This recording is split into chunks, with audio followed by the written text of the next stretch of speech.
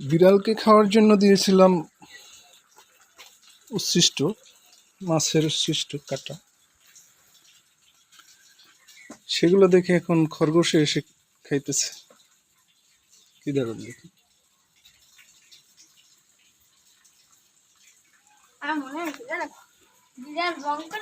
জানা ছিল খরগোশ সবসময় কচি পাতা, সবজি,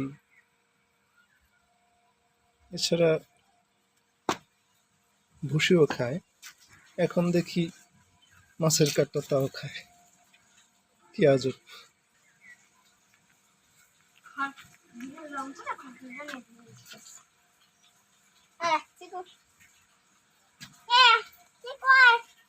তোমার নাম টিকু। টিকু অনেক শান্ত করে দে।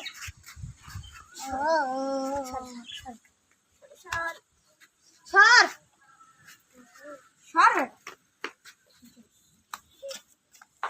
ওফু থাক, ধরো না, ছেড়ে দাও। থাক ছেড়ে দাও। আমার খরগোশ আমার যা খুশি